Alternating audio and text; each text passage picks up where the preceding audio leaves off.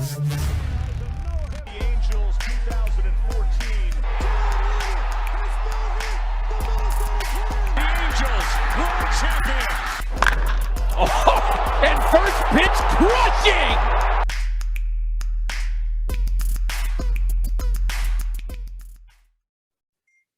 Hey, welcome into another episode of Halos in the Infield, a podcast with your host, Todd Fox, and the other host of the show, New Jersey boy, Fernando Mendez.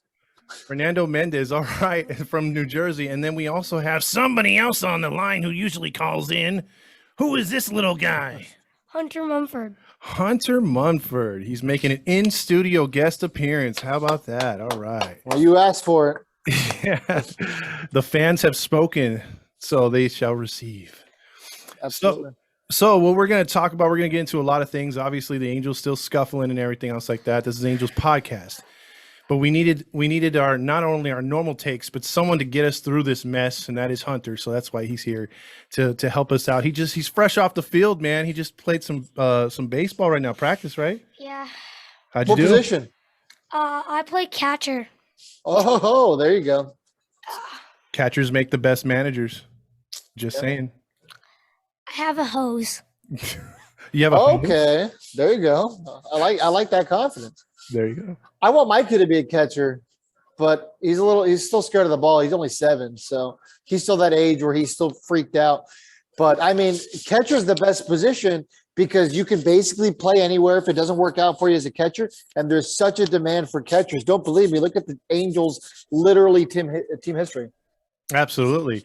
I mean, look, it takes a catcher to win a World Series for us as well, so you never know. Yeah. Does he have to put in his resume now or later? Well, you know, he's a position player. I was going to say he's not a pitcher. Perry only likes drafting pitchers, but Artie likes position players. Yeah. There you go, my man. So what do we want to get started on first, Fernando? You know what? Let's ask Hunter some questions that we haven't gotten to ask him because, you know, he rightfully comes on and, you know, airs his grievances on the team, airs his dirty laundry, if you will, about the team. Mm-hmm. And that's why, you know, our fans love him. But let's ask him some questions. You know, who's your favorite player? Let's ask the Roger Lodge type questions. Who's your favorite player on the team, Hunter?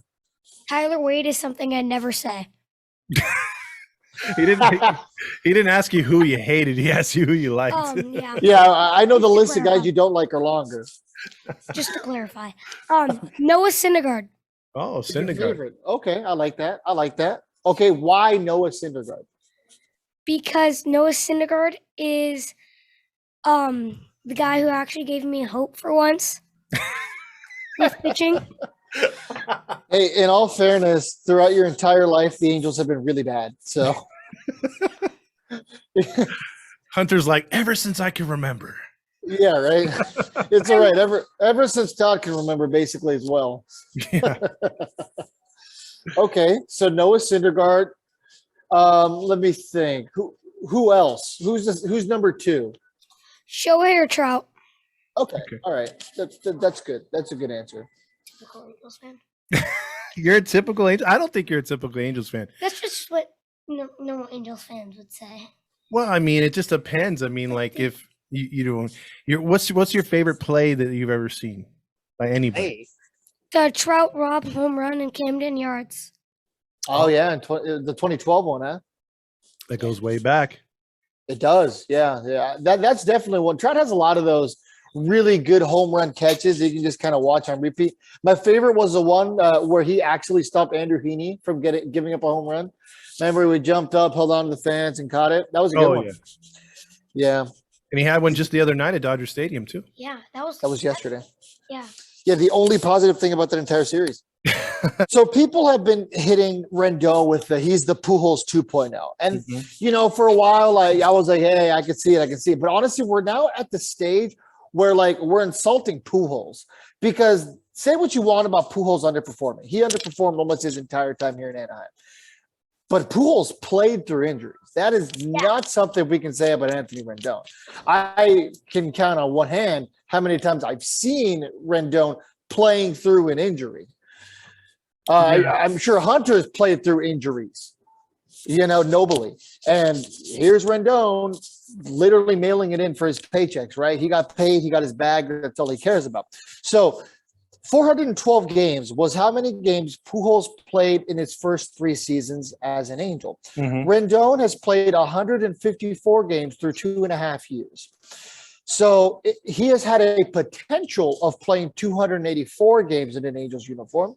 So that means he's only played in 54% of the games that he was eligible to play in an Angels uniform. I have a question. Are you counting the rest of the shortened season, or No, I'm only counting the 60 games of that, the 162 of last year, and then what we've played through yesterday's game. So now it's 285 potential games. And that 54 is closer to 53 at this point. And he's made $90 million in that stretch of time. I think it's like 88 million. So we're rounding up there a little bit, but what's 2 million in the grand scheme of things, right? Well, I know. I mean, you could break it down by pitch how much he's making. And to consider what he came from Washington, a top 5, if not a top 3, if not a number 1 ranked third baseman at the time, to being just now a guy who's just prolonged injury prone all the time. Like he's always hurt, and he might be going on the IL again. It's leaving a big hole at third base. And you would think next year, I mean, I'm not thinking ahead right now, but I'm just saying if the season were to end right now, you would have to get, since you're still going to pay him, a really good backup just in case, or if and when Rendon goes down, you know? Not Franklin Barreto. We shouldn't bring him back. No, not at all. Yeah, and that's the thing that's so frustrating. When you're paying a guy $36 million, you shouldn't really have to worry about your backup. You should be able to have a guy like Captain Jack Mayfield as your backup.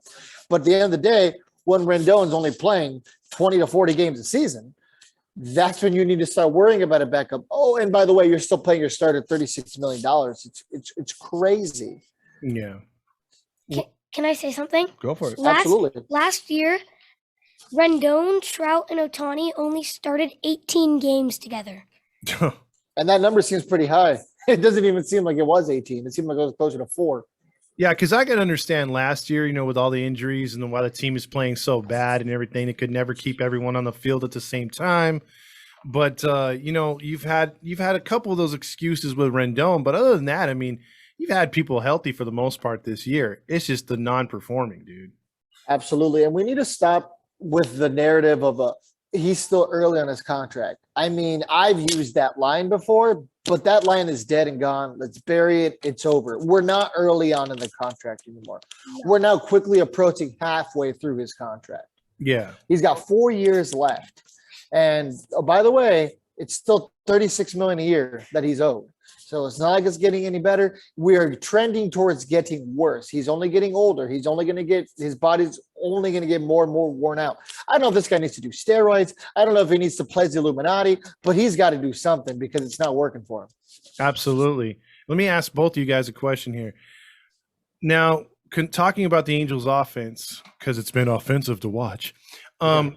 What do you think about the ways that this team, like how do you guys think that this team can turn it around as far as like their approach or whatever? What would you suggest to make things work for the Angels offense? Hunter, what do you do when you're in a slump? I actually practice hitting, unlike anyone on the Angels roster. What's practicing? Like off the tee or with my brother. Okay. Do you know who Allen Iverson is, the basketball player? Yeah. Okay. Practice? We're talking about practice. Yeah. Not a game. Practice. Yeah, absolutely. But still, like, in baseball, it's a lot harder to get out of a slump than it is in basketball. Absolutely. You know, in basketball, there's the whole thing, oh, you got to shoot yourself out of a slump. I mean, you know, in baseball, they don't say you got to hack at the plate. You know, they say you got to do things like protect, or you got to choke up on the bat, or you have to take batting practice. Yeah. I mean, look, this team is hitting god awful right now. Like, again, oh, that's just a Beetle dude that came in here. So it's funny how in baseball you have these trends that go on. Like I was watching the game the other day, right? And I brought it out in the post game, the Padres and Cubs. It was easy for them to score without hitting a home run. And then I watched a game today. I think it was Cleveland and somebody else, and they were scoring runs without hitting a home run. And so I'm like, why can't we do that? Why can't we put it together a good, inning to where there's 3 hits and a walk and we score a couple runs? Why is that something the Angels are not capable of? Hitting staff. Can you say, okay, Yeah. the Yeah. coaches? Yeah, the coaching staff. And let's handle another question, because I'm sure you've seen it in all of our Instagram comments. Everyone's like, well, they need to fire Sorrento, they need to fire Reed, they need to fire Matt Wise. Mhm. Everybody wants us to fire our entire coaching staff, but that's not a luxury we have in the middle of the season. You Mhm. can't fire your entire coaching staff in the middle of the season. Yeah. Will any of these guys be around come the offseason? If I'm a betting man, I'm saying no. Mhm. But you can't fire the entire coaching staff right now. Someone said the other night, and I don't know if Hunter, the answer to this one, but someone said, so can we fire the interim coach now? I said that. Oh, you said that? Okay. I think I put it on Twitter though, so somebody else might have said it. Oh, okay. I put on Twitter, "Hey Siri, has anyone ever fired their interim manager?" Yeah, that's the one I saw. Yeah, Okay. because what do you think about Nevin so far? Well, it's literally the same lineup as Madden. Just, Yeah, right. just batting lead off his Ward, and then it's like, why? It's like nothing's changed besides the actual manager. Nothing Yeah. like lineup wise or position wise has changed. It's the same old lineup. Wade at second, shortstop, Velasquez, third base, whoever's healthy, first base, Walsh, That's the catcher, problem. Suzuki, right field, Ward, center field, Trout, and left field, Marsh. It's same thing. Okay, let me ask you about Andrew Velasquez, Hunter. What do you think about Velasquez? Is his good defensive glove worth keeping him up in the show, or does he need to go back to, I don't know, the 66ers?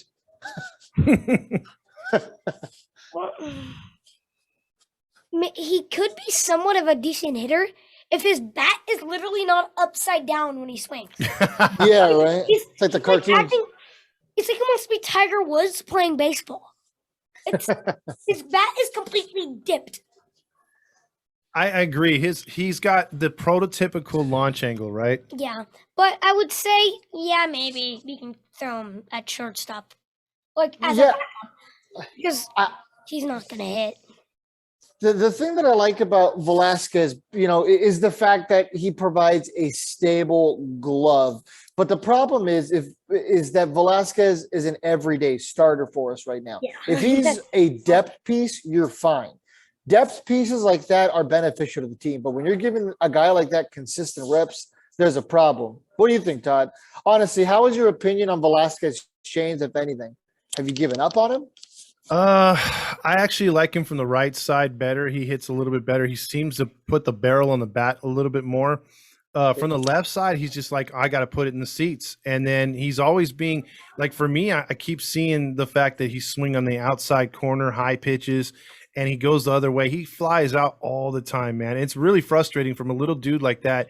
I'd like for him to hit nothing above belt high, if he can, keep the the bat very squared, the barrel on the ball, just put the ball in play. He has not seemed to get that aspect. He's not going the other way. He's just a very frustrating hitter to watch because defensively, he's got all the talent in the world. Yeah. But he's got nothing offensively, man. And I don't see, I'm serious. We could ride Hunter's, favorite player, Syndergaard, out there at number 9 if we were still playing a pitcher. And I think he would put up better numbers than Velasquez. Let me ask you this. Do you think he would be doing a lot better if he was playing alongside David Fletcher? I mean, they're both built the same kind of way. They're both smaller guys. They both have good defense. Fletcher's not exactly a guy who's going to take the offensive world by storm, but he is a consistent contact hitter. Yeah. Do you think maybe if Velasquez had that to base his career off of, maybe he'd be doing better? Go ahead. Because a guy like Fletcher would tell you, oh, yeah, don't hit bombs. You don't need to hit nukes. You're a slap ball hitter. Well, I'm going to reply to your question. Well, maybe. Depends if Velasquez actually decides to listen. Unlike any other hitter I've ever seen on the Angels. Yeah. And then, like he was saying, I was talking to my dad, like he hits better from the right side of the plate. Like when we faced, I don't know if you guys remember, when we faced the Blue Jays, I was at that game with my friend. they threw Kikuchi, and he went 2 for 3, batting right-handed. Mm-hmm. Yeah, I think too. It's just he needs instruction. A lot of these guys, I feel, are so spoiled, and they've been used to Joe and everyone else telling them, "Hey, it's okay to do whatever the hell you want in the box." And I think that's taken away a lot of fundamentals that these ball players have had. And, getting back to the Nevin thing, I've seen a little tiny change in the pitching. The confidence in the pitching's been better. The bullpen guys seem to be having roles. But like Hunter said, hitting wise, nothing's changed other than, Sereno's gotten his fat, what off the bench. And then freaking, Reed is actually showing them stuff other than, Pokemon stuff.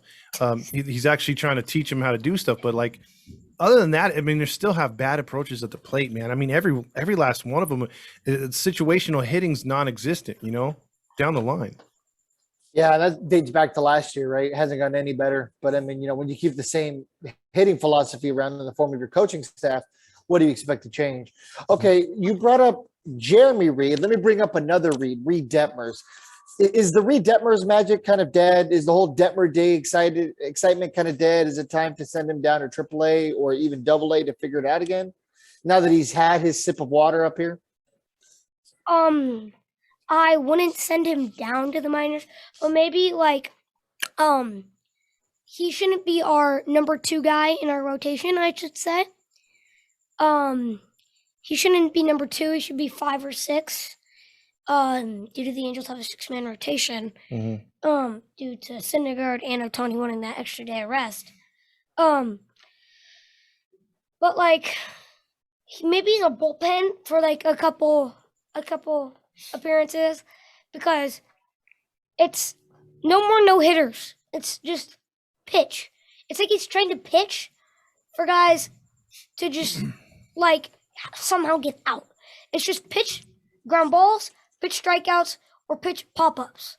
Don't try just throwing the ball and aiming it, and the guy's going to hammer it, because that's what's happening. He's just throwing the ball with 2 strikes, 4 times. Yesterday, I saw him with 2 strikes in a 2-2, 1-2, or 0-2 count, and it's catching way too much of the plate. Yeah. Excellent point. That's been the entire pitching staff, not even just Reed Detmers, but Reed Detmers especially. When this team does get itself in trouble, it is because of dreaded 2-strike count when, like you said, they're leaving pitches up in the zone. We've seen it from Jaime Beria, Syndergaard, Ohtani. They'll waste pitches, too many waste pitches. But as far as Reed's concerned, I would just hang 10 with him right now. I think he's worth letting go through a whole season taking his lumps, because again, he's had a couple stinkers. There's no doubt about it. He's had a couple 4-inning starts or whatever. But he had that really good start against the Yankees. He had another good start in between, and then he pitched well enough to beat the Dodgers. But again, you can't win if you're not scoring. So even if he doesn't give up that 3-run homer early, he's still going to lose 1-0. So yeah. And we're also almost talking about giving up a 6 spot in the beginning of the game. Yeah, I mean, he could have. Yeah, absolutely. I mean, Trout made that play, but that was a home run. That was Trout saved that. Yeah, if that was at Anaheim Stadium, it would have been still traveling. But I just think that, he's good enough, but like Hunter said, he'll leave too many pitches up in the zone. What frustrates me with him is he has that great curveball, but he lingers. I mean, once he gets ahead with it, he'll leave one way up in the zone, dude, and these guys can crush him. These are major league ball players. They see a ball like that coming in, they think it's a beach ball. You're starting to see it too with Patrick Sandoval. Reed Detmers has the curveball. Patrick Sandoval has the changeup. Mm-hmm. They both get to those 2-strike counts. They try to make their, a waste pitch there with one of their, their primary pitch, depending who you're talking about. And when they can't get that person out, next thing you know, it's a big inning. Reed Detmers fails on one of those curveballs, and next thing you know, here comes a home run, or here comes a ball struck in the gap, and here comes more runs. It's just it's getting really frustrating up and down looking at our rotation and our and our bullpen, just because none of these guys can get any batters out. It doesn't matter who we're talking about. I agree. Speaking of wasted pitches, Ohtani's at 89 pitches through 6 innings. That sounds about right. Yeah. Okay. Hunter brought up Ohtani. So, I really, really want to hear Hunter's take on this. Okay. The immediate answer is no. But is it time to start considering the option of trading Ohtani during the trade deadline? Obviously, our initial reaction is going to be no, right? But bless you. But the word on the road is that he's looking for about $47 million a year, right? Mm-hmm. Yeah. I think Those are the projected numbers. Is any guy worth almost $50 million? yes. Yeah. Yes. Shohei Okay. Ohtani. I mean, reigning MVP, unanimous, and can, for the first time in like 100-something years, you could say a two-way player. Oh no. Hey, I understand how how great it sounds on paper, Yeah. but I mean, Todd, what do you think? Well, I pull up Otani's career numbers here. 47 million is a lot, dude. A year. Yeah. What- I'm talking like 30, 35 is like the height for me. You know what I mean? Like that's Yeah. a crap ton of money too. But like for a guy like Ohtani, if I was going to give him 47 million, honestly, he'd have to have about 18 or 19 wins, or at least over 15 wins a year. And then he'd have to be crushing it with 30, 40 home runs plus 100 RBIs. Number one, he can't do that with our lineup because nobody's getting on in front of him. Number two, he can't pick up wins because we're not scoring enough runs for him. So I would, if I were Shohei, I would bet on myself and take about a 2 to 3 year deal, and then see if you could mash some more. And then if you're mashing more with a more consistent resume, then yeah, he'd have the green light to get that big contract. But I just think right now he hasn't put up a big enough resume for me. And to trade a guy like him, or to even trade a guy like Trout, God forbid, you'd have to involve a secondary team, dude, and it would get really messy, really difficult to do. Yeah. You know those like kind of deals where they're like, able to like become a free agent midway through their contract, Mm-hmm. like Carlos Correa has. Mm-hmm. If I were Oh, like, opt-out clauses, you mean? yeah, whatever that's called. Mhm. Like a guy like Ohtani would, I could see doing that, like signing a 3-year deal, and after 2 years, if he's mashing and putting up pitching number like he's Jacob deGrom in the AL, then opting out and going and testing free agency. Yeah, opt-out clauses are now a real big thing in free agency. You see almost all the big free agents have one. I mean, look at Trevor Bauer. As of right now, I'm comparing him to that because he has the biggest AAV of any pitcher ever. Mm-hmm. I think he was supposed to get like $45 million this year before, the whole subway bag incident, if you know what I mean. Wait, so did he get his contract voided? I heard they were still It's had to not pay him. voided. No, I'm pretty sure he's unpaid right now Wow. because okay. he's suspended through Major League Baseball now. Oh, okay. So they did the Because last Dodgers. year was administrative leave, so the Dodgers were still paying it, but right now he's officially suspended until the whole appeal process and all that, whatever comes of that. But I think as of right now, he's not getting paid. Okay. So Shohei Ohtani in his career. Now this is pitching in 46 games. He's 17-9. Mm-hmm. So for any of our newer listeners, 17 wins, 9 losses, with a 3.48 ERA, and that's only in 243 innings pitched, and he struck out 298 so far. Can you repeat how many innings he's pitched? 243 career innings. So that's a little over a strikeout per inning. Yeah. So and we know his K rate's high. He's got one of the higher K rates. Okay, now as far as at bats, 1,642 at bats. He's got a career 264 batting average. Keep in mind the average is 255 in Major League Baseball. 106 home runs, 284 RBIs for his career. Do any of those numbers individually scream 30 million a year? And he wants 47. Keep that in mind. To be honest, no. Exactly. You know what? I love Shohei Ohtani. You are right, Hunter. He is a once in a generation type guy. I'm sure that one day my 7-year-old son, when he gets old enough, will be putting his kids to sleep with stories of Shohei Ohtani. He is the most talented player we've ever seen in our lifetimes. But the fact of the matter is he's not worth $47 million. And we can't afford $47 million because of some idiot named Rendon. Now here's the thing that let's just take away these two players, right? There's the amount of money you're paying Trout and the amount of money you're paying Otani. If it were to come to that, because I don't even think he's putting up Rendon numbers prior to Anaheim. So imagine using that money somewhere else. Actually getting 4 or 5 good starters. And I'm not talking about starting pitchers. I'm talking about 4 or 5 starting ball players in your lineup. A good catcher, a freaking good third baseman, a good outfielder, stuff like that. I mean, this team could use that money. I mean, maybe what we've been trying the last few years isn't the way we should be going about things. Yeah. Just trying to load the lineup with stars. Rendon, Trout, and a $47 million Otani gives you a payroll with just those 3 guys of $118 million with just those 3 guys. $118 million. Jiminy Christmas is a lot. See, that already adds up to 3 payrolls, the bottom 3. Exactly. For 3 players. And I mean, we're talking what it's like 240 is, the threshold. God, you don't have much to play with at all. There's no way you can build a competitive roster. We can't even do that now with the limited payroll we have. Imagine when you have 3 guys tying up your entire payroll. And we've had that because we've had Pujols, we've had Upton, we've had Trout, we've had the guys tie up our payroll. Vernon Wells. It didn't work out for us. Absolutely. The list goes on and on. Artie Moreno has spent over $1 billion in failed contracts. Gee. Hunter, what would you do with $1 billion? What would I do with the $1 billion? Yes. $1 billion. $1 billion? Yes. That's a lot of money. I know. Exactly. I'd be a billionaire. Yes. I mean, it's so much money that they can't even show you how much money you have. You can't go to the bank and pull out $1 billion. Yeah. You can't buy even $1 billion worth of stuff probably in one sitting. It's so much money that you wouldn't be able to fathom. And Artie Moreno has wasted that in bad contracts.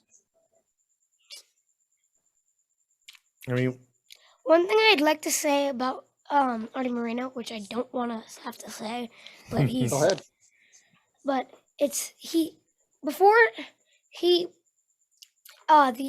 year before he bought the Angels, we won the World Series, and over time the front office from that team has retired and moved to other teams or just retired in general. He's hired his old employees, not baseball guys, not guys who are affiliated with baseball. Like, he just hired a bunch of guys who were his employees, not baseball guys. Like, plus he went on the cheap with the guys he did, try to hire as far as baseball goes. Hunter, do you know how Artie Moreno got his money? Wasn't he like a business owner or like? Yeah, but do you know what he did for business? No. Billboards. Yeah. So how does billboards lead to baseball championships? It doesn't, right? No, because I was actually about to say that before you said it doesn't. I was about to say, well, we've won the championships. Yeah, right. And as you know, everyone still uses billboards, right? Yeah. Now they want the electronic ones. Yeah, those are cooler. Yeah, unless he's gotten into that, I don't know, but I'm sure he has. It's already.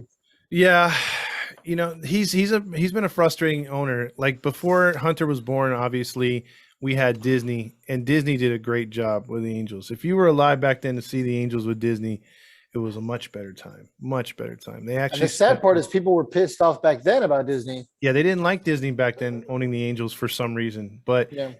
when they sold, actually a lot of us, including myself, was happy. I was all right. They're getting rid of the team. We're going to become legit. And when after a few years of Artie, then you were like, man, I wish we had Disney back.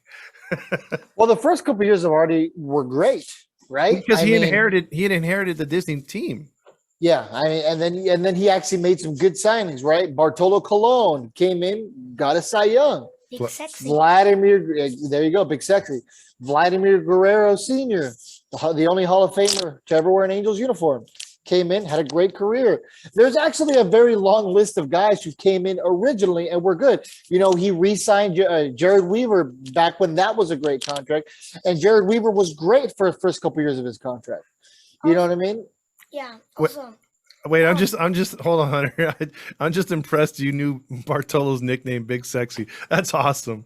But I go mean, ahead. Bartolo Colon's like the meme lord. You know what I mean? Yeah, but still, I mean, like, just it's hilarious. Oh, snap. Shroudy 2-run bomb. I like it. Another Right. one? Yeah, he just hit Yeah. another one. Another Oh, there you go. 2-run Dan bomb. Garcia. Trout times 2. Jeez. Go That's ahead. 4 RBI game. That's actually really, really good. So tell us what you know about Bartolo Colon. I'm sorry, I have to hear this. Yeah, please. That he hit a home run for the first time in San Diego. Oh yeah, with the Mets. But what did he do as an Angel? He won a Cy Young. Okay. Won a Cy Young.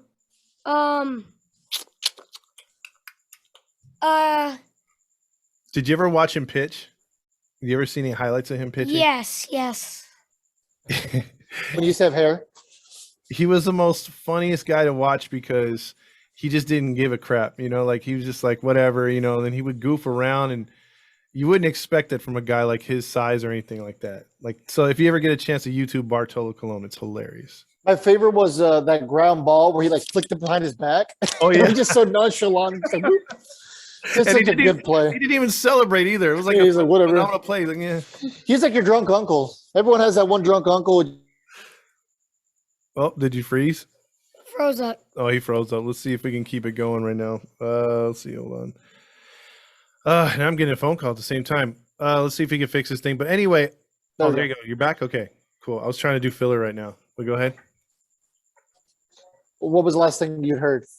I just heard you say Bart, and that was it. Oh, yeah. Bartolo, Bartolo was just kind of like a drunk uncle who, he's just kind of good at everything for no reason at all. And you're just kind of angry because he's so good and you're just like, you work at something. Mm-hmm. Yeah. Yeah, he's frozen again. But yeah, he's talking about how Bartolo was just naturally good, and I think that's a way we're seeing with Rendon. Remember when he hit the home run from the right or the left side? Yeah, that was like that's awesome, dude. I mean, I can't hit the ball like I hit like a girl from the left side. I can't throw. I throw like a girl. Nothing against girls, but I can't throw from the left side either. So it's like for him to hit a home run like that, that's natural talent.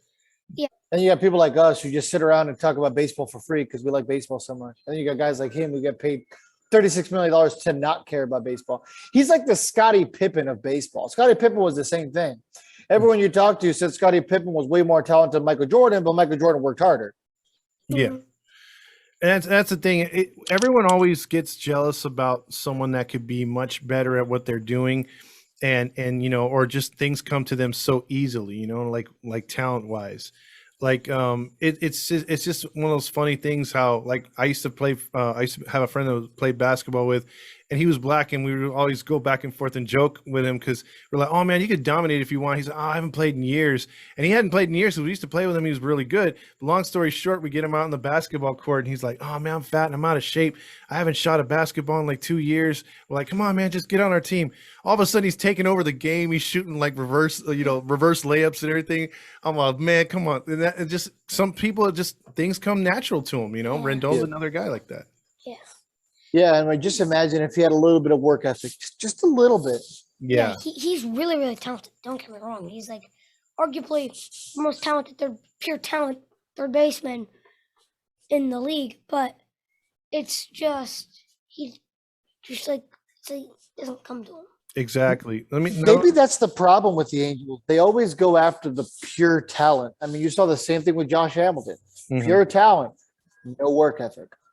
Let me ask you this, Fernando, because I'm not sure about the answer on this one, but let's just say the Angels and the manager Phil Nevin wants to go to the stadium and say, hey, you know what? On our off day, we're hitting the batting field. We're gonna have batting practice and work on fundamentals. Can he do that, or is that something that they have to clear through the players' union? He can do whatever the heck he wants. I mean, I'm pretty sure there's a certain amount of hours that you can't exceed this amount by the players' union.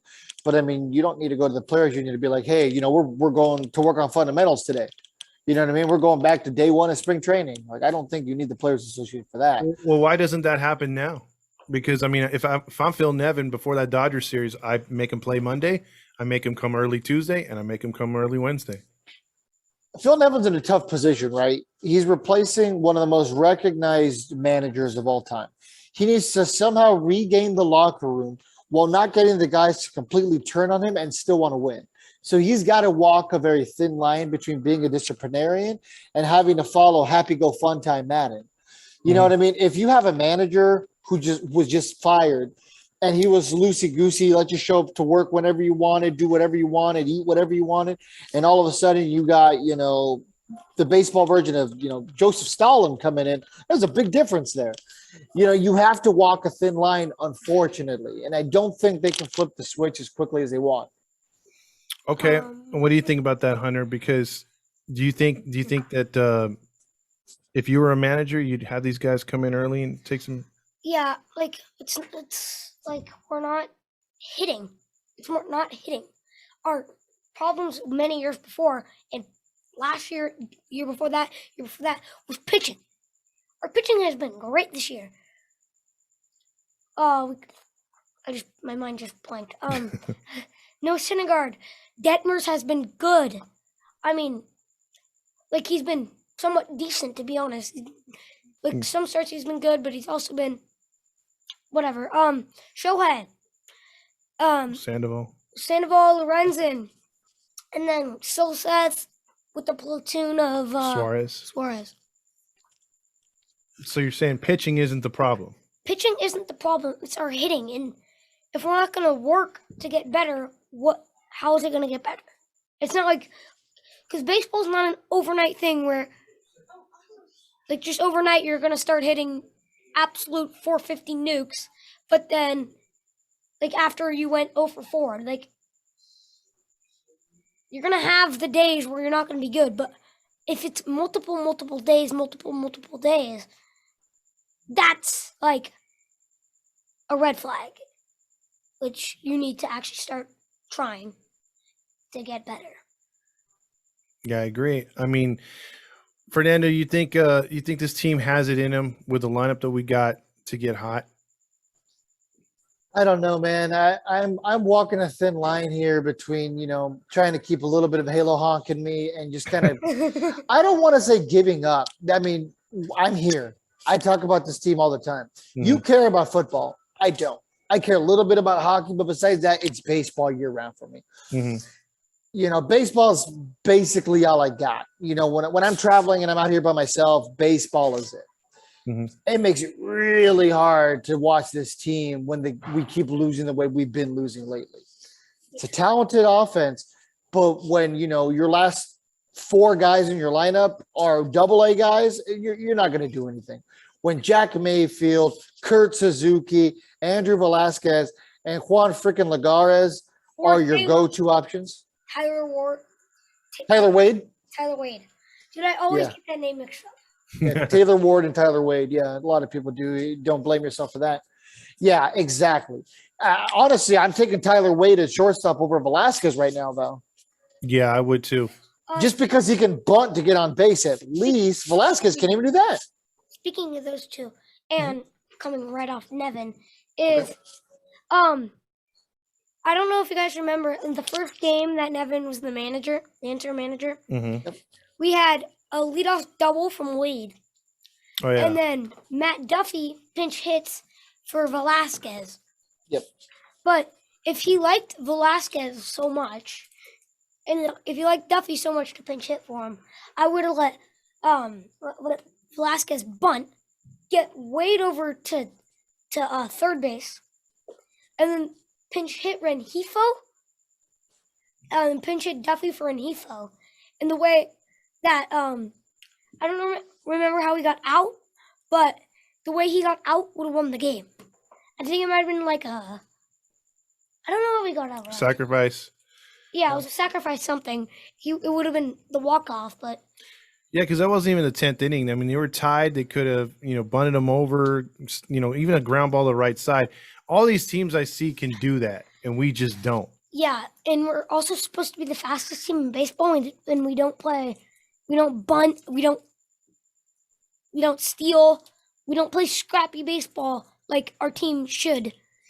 We also have the power, don't get me wrong, but we also have the scrappy guys like Wade, Squid, and who's the other guy I'm thinking of? I don't know. My mind is just blanking. Well, I think, too, you have the problem that we all get pissed off as this team strikes out a lot. and double digits nightly. Yep. And they leave guys on when they do get guys on. So we're talking about you strike out 10, 11 times, you're leaving 8 to 9 guys on base every night. That's not winning baseball, man. And unfortunately, I mean, we went from 27-17. You know, Fernando is probably one of the most pessimistic fans as we have, but he's always trying to, you know, like he tries to balance it out. And he was telling me, he's like, man, we're gonna hit a losing streak here, and he was right. I just didn't think it was gonna be that bad, right, Fernando? I didn't think it was going to be this bad, and this is like historically bad. Yeah, I mean, It's- 2-17, bro, in our last 19. Yeah, it's getting rough, and you know, there's a fine line between a losing streak. That happens in baseball. That's why they always say it's a marathon, not a sprint. Mhm. But 2-17 does not happen. Mhm. That is not something that would happen. That's something to get a little league manager fired, and that's a volunteer. Come on, they're a volunteer. Yeah, what would happen, Hunter, if you guys went 2-17? 2-17. Is your dad losing his job there? Uh, Yeah, what would happen? Would your coach get fired? Would you guys have to run laps? They'd fire the coach.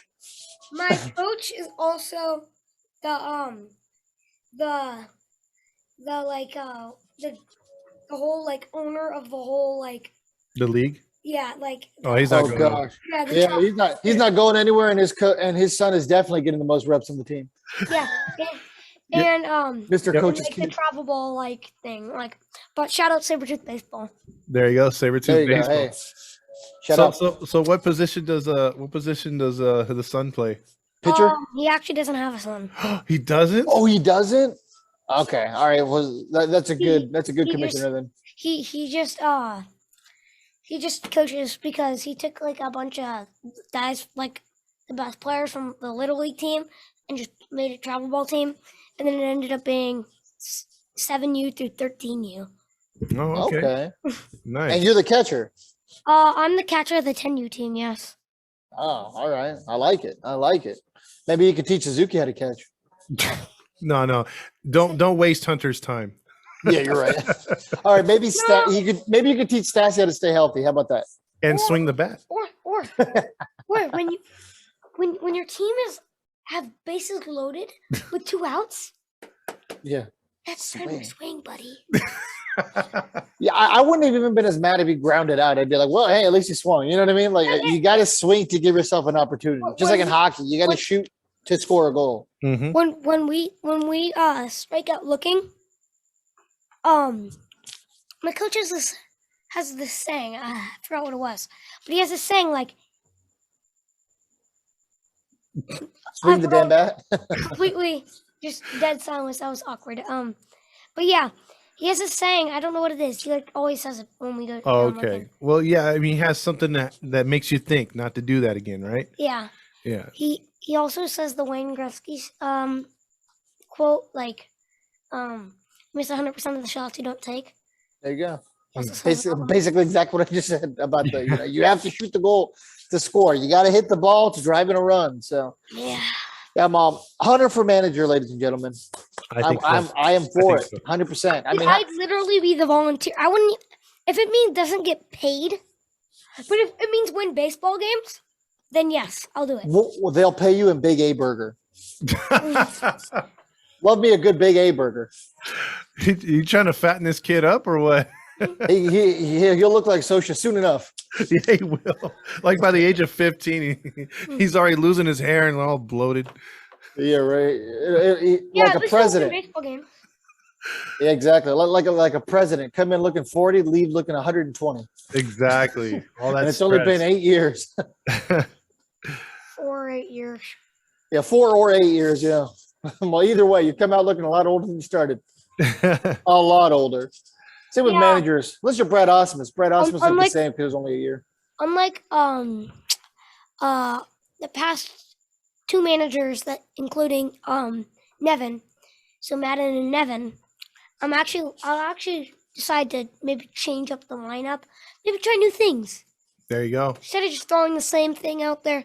It was like I said, no offense to Nevin because Nevin hasn't shown me anything really bad, but not anything like He got dealt a really bad hand. Yeah, he did. He did. Literally a historical losing streak. Here you go. Go figure it out. So, yeah, I've always wanted them to try Velasquez at the leadoff spot. Not because I think it's going to be a great leadoff hitter, but at least you don't have to get a hit to be a productive leadoff hitter. Just go up there and don't swing. Give me a 6-pitch at bat and you did your job.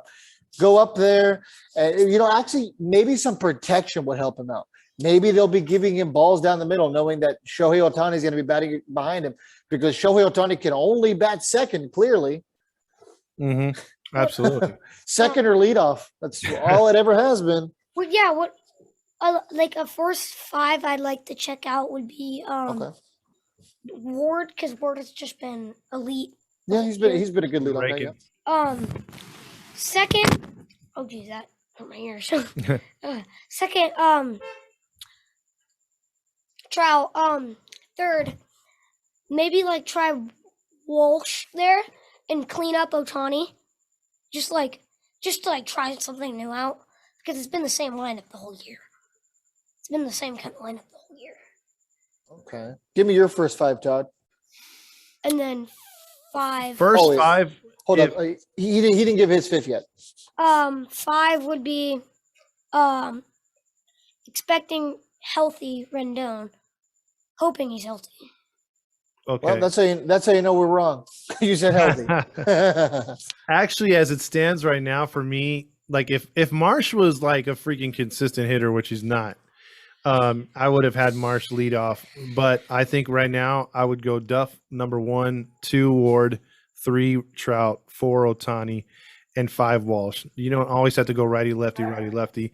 And then Rendon, I would actually put around 7 to take all the pressure off of him, move up a catcher, or even move Marsh there. Yeah, that would also actually help the 6 through 9. Yeah, exactly. So you're putting a little pop down in the bottom of the order. So yeah, and that also helped 6 through 9 actually be more productive. And I would just DFA Velasquez tomorrow. But a small detail. Yeah, exactly. I don't know if I'm willing to DFA Velasquez. I'd have to look at his options. I don't know if he has any left at all. Well, I would imagine. Before I do, I just want to ask him one question. Are you willing to change your batting stance? Are you willing to listen to an actual instructor that's going to give you advice? If he says no and he's got his own approach and he's set in his ways, bye. Don't let the door hit you on the way out. Yeah. I like the idea of Marsh as a leadoff guy. Mm-hmm. I think he has what it takes to be a leadoff guy. I think he can be a successful leadoff guy. I do too, but he's just striking out way too much right now. And he just struck out this inning too. Matches the rest of the team. Yeah. I mean, it's terrible, dude, when you're averaging 10 to 11 strikeouts per game. I mean, once again, with the exception of Trout tonight, there's been no offense. I mean, yes, 4 runs. Once again, with the exception of Trout, who for once wasn't Han Solo, or should I say twice today wasn't Han Solo. Mm-hmm. We'd be talking now about 27 scoreless innings in a row. Yeah, pretty much. Or just, they got that run by Duffy the other day in Ohtani's triple. Oh, yeah, yesterday. Yeah, he broke that up. And that was lucky, too. Yeah, I'm with you, dude. I don't even want to talk about that series, dude. The Dodgers. There's nothing to talk about. They freaking depressed me. But let's talk about this Seattle series and obviously the game that's going on right now. Real quick, I do want to bring up one thing about the Dodgers series. Okay. Tyler Anderson. Okay. I don't know if you were watching yesterday, Hunter. Tyler Anderson purposely getting an error at first base to keep his no-hitter going. Do you see that yesterday? Yes, and I hate that. That is completely selfish. That's selfish. That is so self-centered and all about me rather than baseball and the team itself. That's all me, or that's all self-centered around me. If that were me, I deserve to run polls. Yeah, what do you think about that move, Todd? I mean, Hunter wasn't a fan. No, I feel it's the same. Like it's a Bush League play. Yeah. My thing is, if it's any other team, it gets scrutinized. But the Dodgers got a pass, and they get a pass. Yeah. It's just who they are. Like the Patriots of football. Pretty much. But the Dodgers. Yeah. Patriots get a hard time though. They kind of deserve it though. Yeah. They've cheated nowadays. Yeah. Yeah, I I'm a mean, Patriots fan, so I can't say much. fair enough. That's fine. That's fine. I'll let you have a pass then. But man, yeah, that was super bush league. You put it right there. I mean, Yeah, purposely getting an air to keep your is- no hitter going, and then your fans have the nerve to give you a standing ovation. Yeah, yeah. Yeah, almost baseball history. Great. You got lucky because the first play of the game, your guys got an error when Mookie and Cody Bellinger ran into each other, and they gave Cody Bellinger the error. He didn't even catch the ball. Yeah, It exactly. was in Mookie's glove. So that alone should have kind of already put everything, at rest as it is. And then the error happened where, oh, I'm not going to be able to get him out. Oh, sorry, I accidentally threw it to the first base coach. Yeah, it's terrible, man. I mean, this team when they play the Dodgers, they usually play them straight up, and they would have played them straight up and beaten them, I think, twice, but they had zero hitting, man, in both games. And we touched a little bit about what Stassi did in the first game, and in the second game they didn't score any runs. It's just a little tough to watch these guys play when they could be so much better. That's why, like, it's just for me, like, hating the Dodgers the way I do. I could not stand them losing those games. I didn't even watch most of this game too because of that. yeah. Yeah, I'm head out.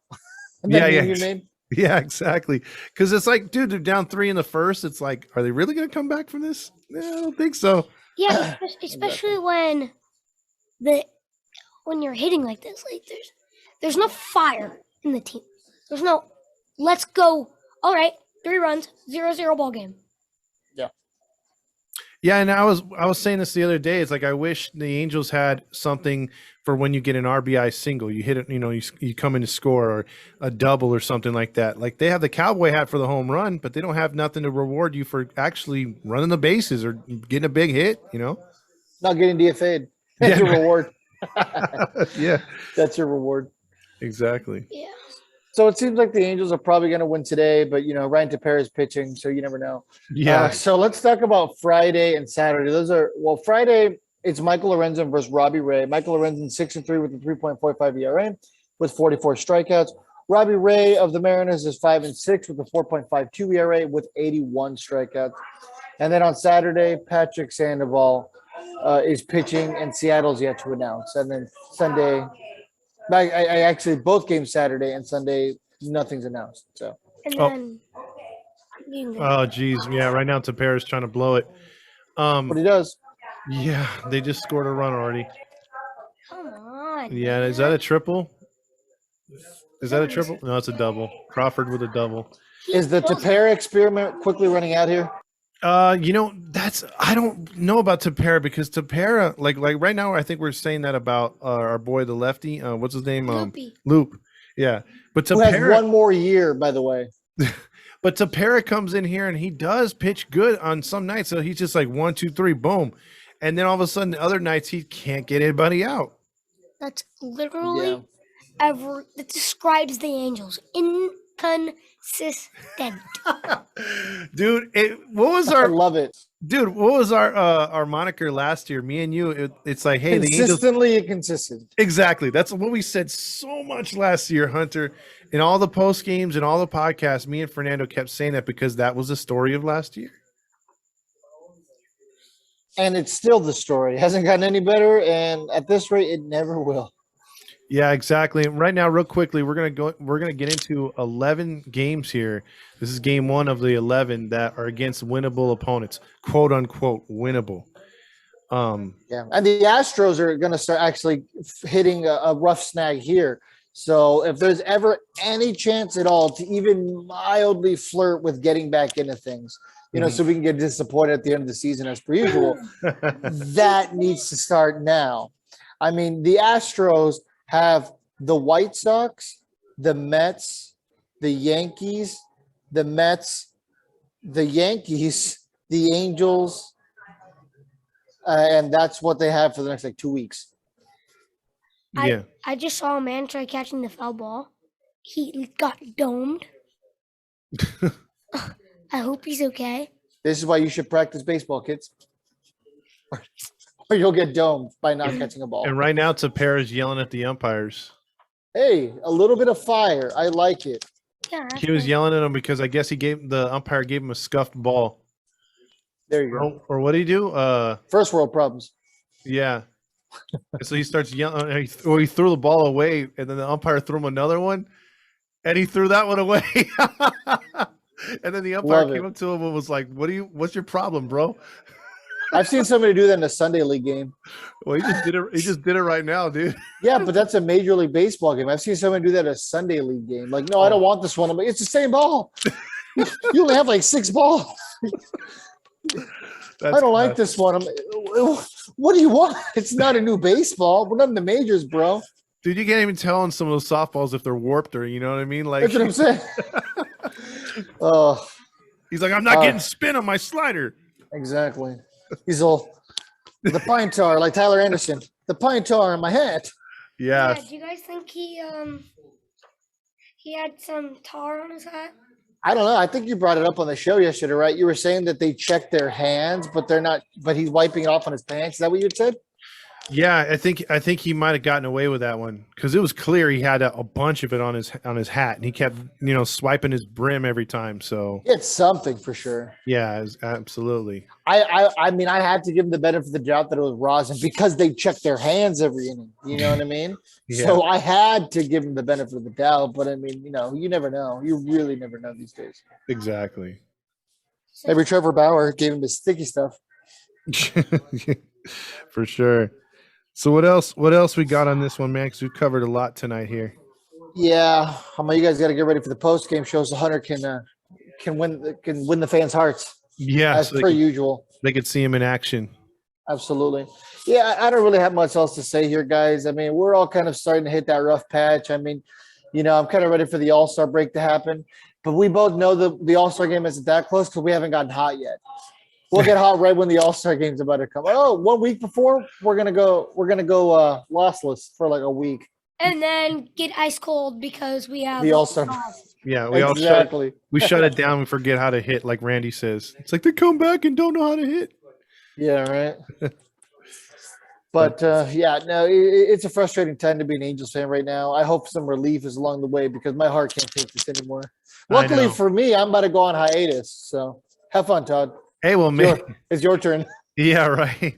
Well, maybe after our Sunday's broadcast, we'll have a series win. We could actually talk about that, and then we'll briefly talk about your hiatus and what it's going to be like for you, and then we could hopefully better things to talk about once you come back. I mean, obviously we will be because you have a lot of personal things to catch everybody up with, but hopefully you'll be able to mix in some good Angel news as well.